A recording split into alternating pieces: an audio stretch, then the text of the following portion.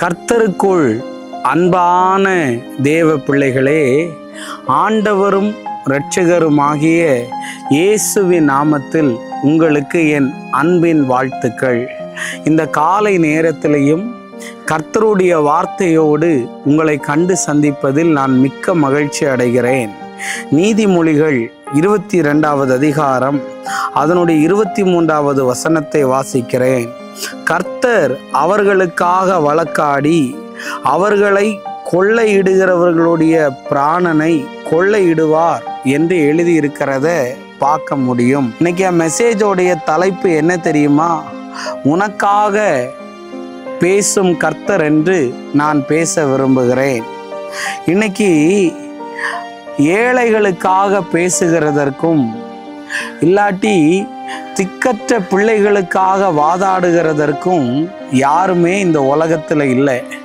நிறைய பேர் சொல்லுவாங்கல்ல, உன்னை கொன்று போட்டால் கூட கேட்கறதற்கு ஆள் இல்லைன்னு சொல்லுவாங்க. பார்த்தியா? ஓ, உனக்கு நடக்கிற அநியாயத்தை தட்டி கேட்க கடவுள் கூட வரமாட்டார்னு நிறைய பேர் சொல்லுவாங்கல்ல. ஆனால் ஆண்டவர் உனக்காக பேச வருவார். யாருக்காக பேச வருவார் தெரியுமா? நீதிமொழிகள் 22வது அதிகாரம் 22வது வசனத்தை வாசிக்கிறேன். ஏழையா இருக்கிறான் என்று ஏழையை கொள்ளையிடாதே, சிறுமையானவனை நியாயசனத்தில் உபத்திரவப்படுத்தாதே என்று எழுதியிருக்கிறது.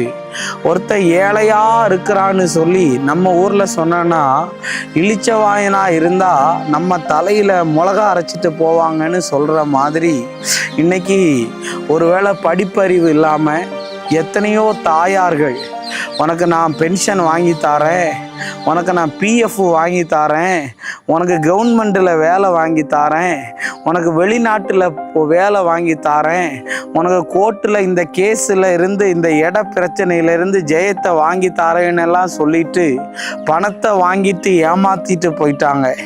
ஓ, அவங்களுடைய பலவீனத்தை இவர்களுக்கு சாதகமாய் பயன்படுத்திட்டாங்க.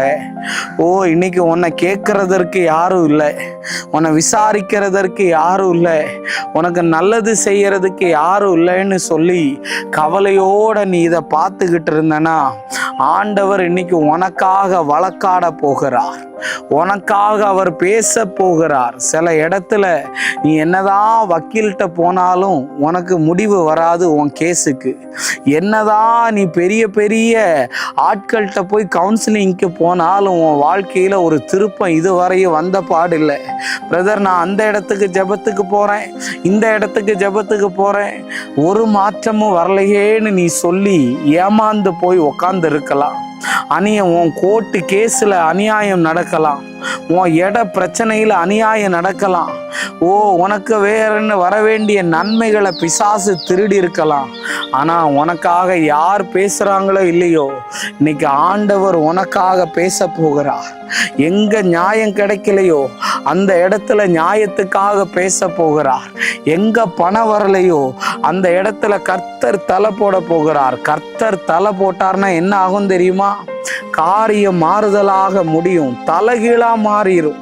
இன்னைக்கு ஆண்டவரே எனக்கு உதவி செய்யுங்க ஏசப்பா, நான் ஒரு அனாதையா இருக்கிறேன், நான் ஒரு விதவையா இருக்கிறேன், ஆண்டவரே எனக்கு உதவி செய்ய யாருமே இல்லை, ஆண்டவரே என்னை காப்பாற்ற யாருமே இல்லையேன்னு நீ அழுது கொண்டு நீ இருக்கலாம். இன்னைக்கு கர்த்தர் சொல்லுகிறார், நான் உனக்காக பேச போறேன். நம்ம ஜெபிப்போமா? அன்பான நல்ல ஆண்டவரே, இந்த நேரத்துக்காக உமக்கு நன்றி சொல்லுகிறேன். யாரெல்லாம் ஏழைகளையும் திக்கற்ற பிள்ளைகளையும் படிப்பறிவு இல்லாதவர்களையும் ஆண்டவரே ஏமாளிகளாய் ஏமாற்றி கொண்டிருந்தால் கர்த்தாவே, அவர்களுக்காய் நீர் பேசும்படி ஜெபிக்கிறேன். தடைகளை மாற்றும் இயேசுவின் நாமத்தில் வேண்டுகிறேன் நல்ல பிதாவே. ஆமேன், ஆமேன். God bless you. கர்த்தர் உங்களை ஆசீர்வதிப்பார்.